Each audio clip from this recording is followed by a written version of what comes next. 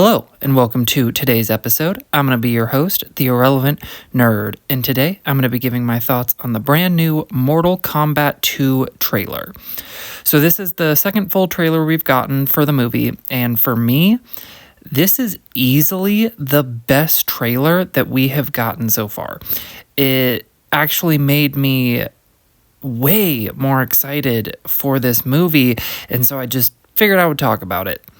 This ultimately looks like it's going to be the movie that we all thought we were getting the first time when the first of this franchise, the first Mortal Kombat movie came out back in, I believe it was 2021, and the first movie does have enjoyable moments for sure, and like the first 7-ish minutes of the movie are just incredible, but ultimately it sort of fell flat, and it was centered around a new character that really no one cared about and mostly just confused people because Mortal Kombat has a really great roster of characters, so I'm not really sure why they felt they needed to bring a new one in and centering around him. And the first movie was basically, it was all pre-tournament, whereas with Mortal Kombat 2,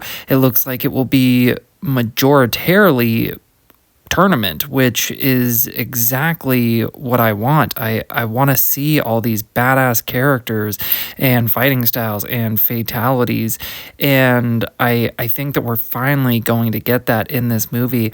And the teaser trailer and the first full trailer that came out a few months ago had me a little worried that, I don't know, just too much of the movie was going to be focused on Johnny Cage's Hollywood career and developing him as a character and sort of setting him on his journey to the tournament. And I was worried that the majority of the movie was going to be 80% getting him to the tournament. Then we'd get a little bit of the tournament at the end, and then they were setting up the tournament for the third movie. But this new trailer kind of gives me the sense that about 80% of the movie will be at the tournament, which I really do appreciate, and I think that is ultimately what most fans want, is we want the tournament. We don't want all this bullshit outside of that. And I do think going with Johnny Cage as the main character is a smart move. He is just a lot of fun, and I think Carl Urban is such a great casting choice. It's not one that I would have thought of, but he definitely has the charisma and he has the talent to lead a film, and so I think going with him and going with this character, just all in all, a great move. In this trailer, and really the first trailer and the teaser trailer, I haven't really seen Cole much, who is the main character from the first movie, but he just hasn't popped up in any of these trailers so far. So my guess is that his character will probably die very early in the movie, which will kind of allow for an easy swapping of the main characters, and could potentially be a reason that they have to bring Johnny Cage in, is because something happens to Cole very early in the movie because Shao Kahn has him assassinated or something like that. But the fact that we're not seeing more of the marketing show him makes me think that he is not going to be in a lot of this movie, if at all. Or it could even ultimately be the reverse, where it turns out he's been off training this whole time and he maybe shows up at the end. But I just think it's kind of interesting how little he's in it. It just makes me think that he's going to be in this movie for probably less than 10 minutes of screen time. And watching the trailer, I think the look of this movie is perfect. The world looks good, and the characters, they just look right. All of them, like whether it's Johnny Cage or Katana or Sonya Blade, Kano, Jax, Liu Kang, Raiden's very briefly in the trailer, Shao Kahn's very briefly in the trailer, and we saw Scorpion and Sub-Zero in the first movie and a little bit in these trailers, and they all just look great. And this is a very fun roster for the movie. And again, this just seems like this is what this is what fans want. This is the direction that I believe most fans of the game would say that the movies should go. And the first movie did it a little bit, and the trailer of this movie looks like they're really fully embracing the lore and the campiness and not trying to water anything down just to make it more palatable for the mainstream. Is they're just trying to make it as cool as possible, and that's how you get the mainstream, and then you keep the fans happy by actually doing it faithfully.